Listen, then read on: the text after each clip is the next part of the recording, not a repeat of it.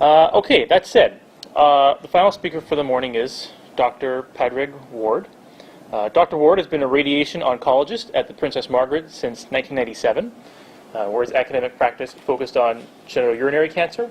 Dr. Warde has worked as Associate Director and Deputy Head of the Radiation Medicine Program at the Princess Margaret since 1999. And there he's led a comprehensive effort to improve processes within the program and advance new roles for medical radiation therapists. His clinical and academic interests include prostate cancer, seminoma, bladder cancer, head and neck cancer, and clinical trials. Dr. Warde. Thank you. So I remember back in the mid-1970s, this drug, we didn't know the name, being flown over into Ireland when I was a medical student and being used to treat this patient with testicular cancer. And he did, like, this was being flown in, it was a last ditch attempt, and he did extremely well and was cured. And that drug was cisplatin. So it has changed in my lifetime to a disease that was highly incurable to a disease that is. We look on, for every 100 patients that are diagnosed now, we look to get to 97% cure rate. We want to get to 100, and we want to get to an uncomplicated cure, or as less complicated as possible. So this was what I was asked to talk about. And I would just like to remind you that the modern radiation actually started in Canada, and I will defer it was actually in London, Ontario. And this is the first cobalt unit being put in. And I've had the pleasure of working with both of these people. He was the first, Harold Johns, a very famous radiation physicist, and Jack Cunningham. And this guy here actually still is, comes in and out of Princess Margaret. I don't actually know who that is. I have a feeling he's lifting out the cobalt, and that's not a good thing to be doing. But they didn't necessarily know that at the time. But anyway, so I'm going to talk a little bit about stage with seminoma. And stage 1 seminoma is seminoma when your patient has had an orchidectomy, in other words, removal of the testicle, and it actually represents the commonest presentation, the commonest patients that come in to the clinic today. We have about 800 testicular cancer patients in Canada a year, and over 400 will actually present with this stage 1 seminoma. And we have 3 ways of dealing with it, and I'll emphasize that surveillance is our best approach, but we're looking for about 100% cure with all strategies. I would say that since 1982, 83, we have just lost 1 patient with this diagnosis at Princess Margaret. And unfortunately that was recently. And attention please, with the RT, please call the emergency department staff. With the RT, so they have to repeat it 3 times. So the key for us is to reduce the overall burden of treatment while maintaining the excellent results. I mean, and I don't mean this to be facetious, but you have to be alive to get long-term effects. And I mean that not in a bad way. We want to cure people first and then minimize the effects. There's no point minimizing the effects and allowing more people to pass on from the disease. So, so can I go back one? God, there's still trouble with ice. How do I go? Please, with the thoracic on-call doctor, please call the emergency Just go back. So maybe I should go back. Try the left arrow, should take you back. Okay. Okay. So traditionally, radiation was used in this setting for many, many years, and it was a standard option. And 10-year survival was in the region of 95%, and very few deaths from seminoma over many, many years. And you know, really, those patients who relapsed got chemotherapy and 100% cure. But then we began to realize that there were problems with radiation. And you know, it's kind of ironic. I'm a radiation oncologist by training, though I did actually train first as a medical oncologist, you'd be glad to know. I would describe myself as a reformed medical oncologist. Yes, Ian Tannock's fellow in 1982. But we began to recognize that there was actually problems with radiation, which is not really surprising when you think about it. We know from Hiroshima and we know from Nagasaki. But the key study was done by Lois Travis, who continues to work in this area. In fact, was visiting us last week. And this was a study that huge number of patients, over 20,000. And you can look at graphs and you can think. But this is one idea of the thing. For a 35-year-old man with seminoma, the risk of a cumulative risk of a second solid tumor at age 75, this is a second non-solid tumor not in the testis, was 36% versus 23% in the general population. So radiation isn't good for you, okay? But it's somewhat ironic in that, I've spent my career as a radiation oncologist trying to persuade people not to give radiation. And again, one study doesn't make it. This is another Dutch population-based study, and they again have tremendous follow-up and across the whole population. They had over 2,700 testicular cancer survivors, and they're about a 2.5 to 3-fold increase in those with radiation who got cancers later around where they had the radiation. And a very nice little point they made was that the risk of getting a second cancer from the radiation was equivalent to smoking. Okay, so you shouldn't really tell your patients to smoke, so we try to avoid radiation as much as possible.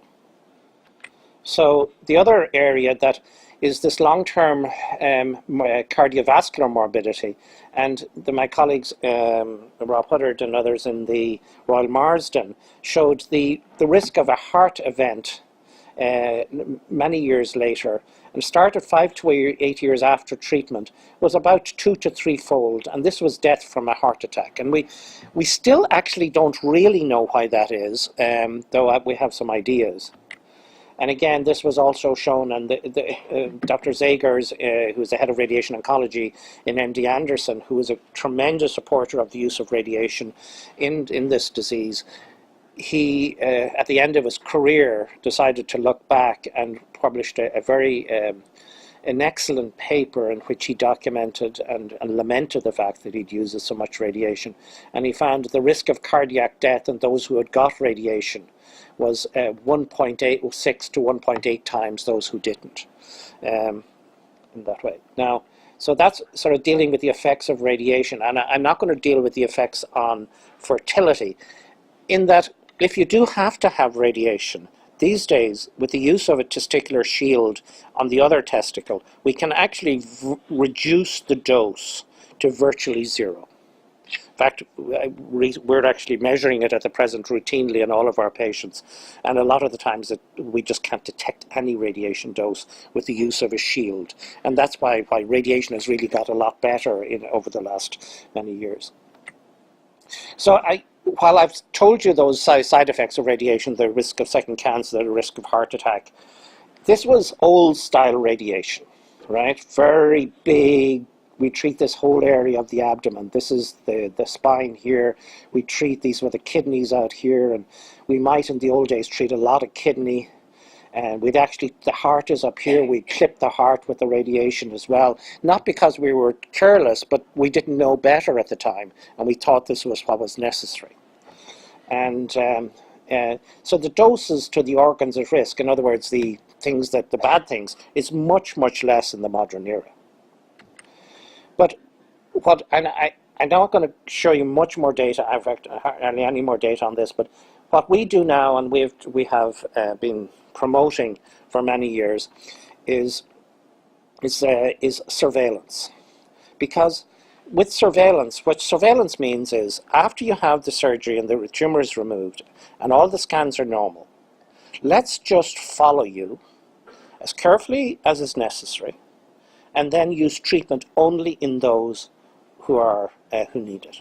And there's an inherent guarantee in there that we can cure you if it comes back. And we also don't want to give too many more patients chemotherapy if necessary. Its safety is established. It should be offered to all patients, but isn't even across Canada, very much so. Certainly across the United States, radiation is still used in up to 50 to 60% of patients in this setting. And this is my sort of idea of, if you take surveillance, 1,000 patients, 850 will avoid any treatment.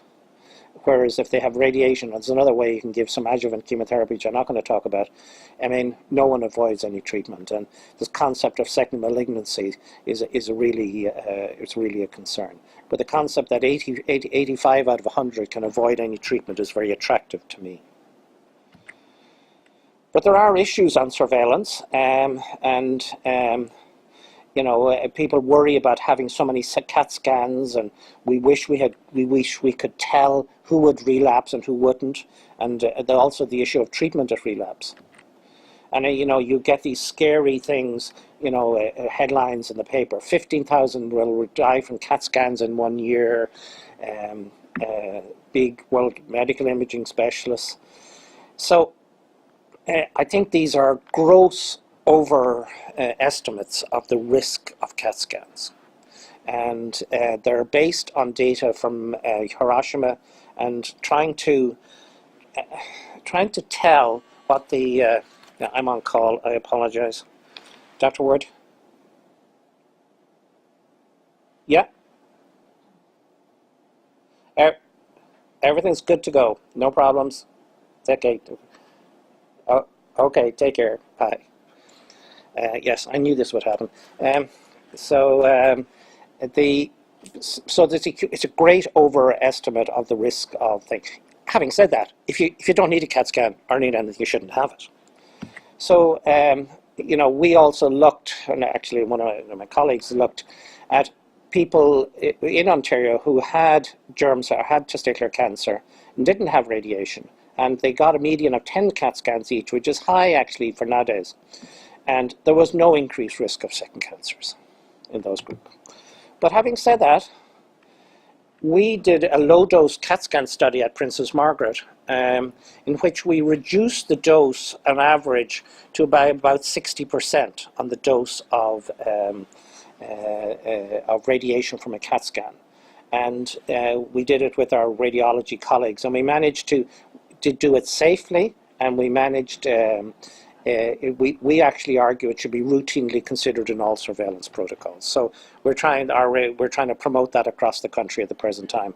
We're in the process of trying to publish this at the moment. And you know, we're using low-dose CAT scans. We've cut down the number of CAT scans from 20 used to be down to 9 over 10 years.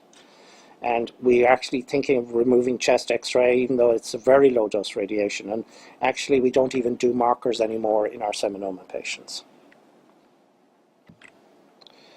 The other thing is, though, that radiation, I've told you how bad radiation is, but radiation still has a useful role in testis cancer. And it's in those patients with small amount of disease in the lymph nodes in the center of the abdomen, even those whose cancer has spread there at the start, or who relapse on, or who comes back when they've been on observation or surveillance. And what we have shown is that we looked over our experience over a long period of time of 100, nearly 200 patients, and we cured virtually all of them. However, comparing ourselves with the Oregon series, they treat most of them with chemotherapy. But the problem is, and our previous speaker actually referred to it, is that BEP, or it's the usual bleomycin topside platinum, is not an easy treatment to have, and it's particularly not an easy treatment to have when you have seminoma. And you say, well, why seminoma? Because on average those patients are 10 years older than things. And if you're over 40, certainly there's some evidence that, in fact, bleomycin can be even worse of a drug to have. Now, that doesn't mean that you should avoid it if it's necessary, but we would say that, in fact, it is probably, this is a place in which radiation has a role. It's while there are risks of second cancers, 30, 40 years later, maybe slight risk of heart disease. They're not. It's not too bad. So, anyway, this is just one of my preachy slides. Increased use of orchiectomy alone is very good news for patients. Okay, we knew this in 1995. So why is it taking so long? Well, doctors are strange. We've known for over 100 years that hand washing is a really effective treatment, right? And things. What are the major things in hospitals at the moment? Hand washing, things to wash your hands, okay? Getting the medical community to change their mind is difficult. I don't think we're unique in that, but it still troubles me that we take a long time to think things. So this is my wife's favorite slide. My wife had breast cancer, and she had many mammograms over the years. So she maintained that if when she saw that slide, she said, "Every testis cancer talk you take, I want that used." But I actually also use it to show that there's a very good website, and which I took this from, and it's run by patients for patients. And I find it's the information there in general. I think any question you could possibly have is generally dealt with there. So there are all of my colleagues and over the years, and thank you very much.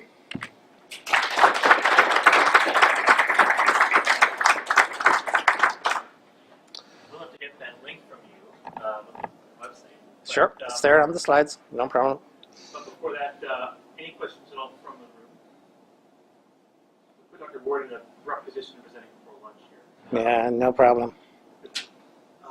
For somebody who's on a surveillance regime of, say, 10 years, I guess that's normal. That's mine at least. Well, actually, an awful lot of people would stop in, well, there's two things, seminoma and non-seminoma. So I deal primarily with seminoma. The vast majority of recurrences, if it's going to come back, will happen in the first 2 to 3 months. We have had the occasional one out at around 10 years. I don't see them anymore, and it's not that I'm any better. It's that the CAT scans that we use are so much better now. I hate to say it, but I'm also old enough to have actually practiced before CAT scans came, and I've seen the evolution of CAT scans over the years. And truly now, you can pick up those lymph nodes. So we're diagnosing stuff very much earlier than we were. So really, while we go out to 8 or 9 years, I would say across the world, virtually every stops at 5 in seminoma. We're just, because we've been bitten once or twice, we tend to go on to 9 years.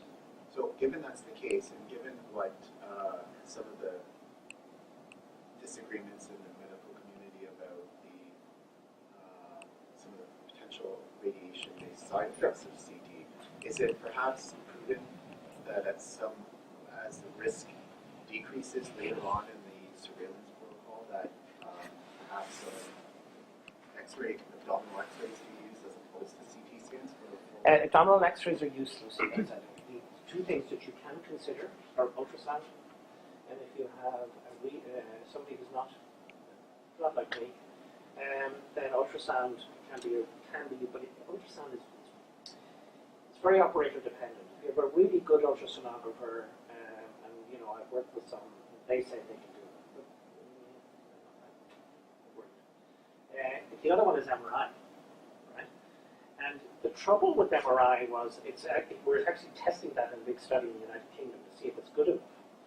And the reason it may not be is that when you're having an MRI, and it's wonderful on brain and stuff, because the brain doesn't move, okay, when you're having an MRI. But it's looking at stuff inside the abdomen. Things move. Our bowels are moving all the time. The blood vessels are rushing through. There are things moving. And that degrades the image when you're looking for small lymph nodes. I actually believe that in 5 to 10 years we won't do CTs at all in all doing MRIs, which are probably having a risk. But we're not there yet. it's a MRI is a technology in evolution. Okay, so that'll be my. I don't know if you agree. Yeah, you agree. Yeah. Sure. I had radiation treatment, and I'm terrified of secondary cancer. I'm appreciative 3 years after everything I've gone through that I'm still alive and enjoying life. But I had 7 CAT scans and 2 chest X-rays. And to me, that seems like a lot of additional exposure to radiation. I mean, the additional exposure, if you've had radiation treatment, the additional, I mean, if you have the dose, I would have a good guess at, the increment from the additional CAT scans would be trivial.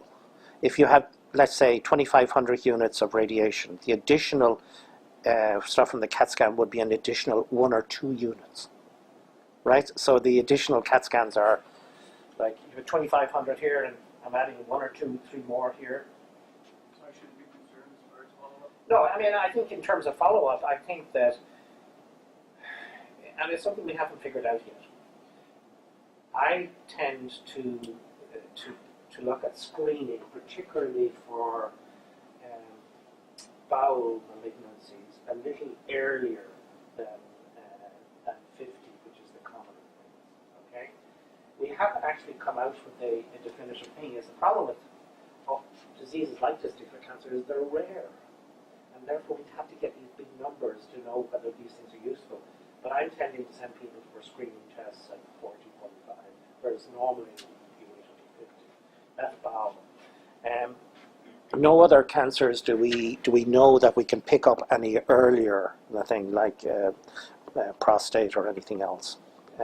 And these days, I don't think prostate is a big one because our radiation fields don't go near the prostate anymore. The only one that I'm concerned about is bowel, really. And these days, kidney in the old days, yeah, but these days we shield the kidneys virtually completely. So that's all I would do. All right, Dr. Warde, thank you so much. You're very welcome.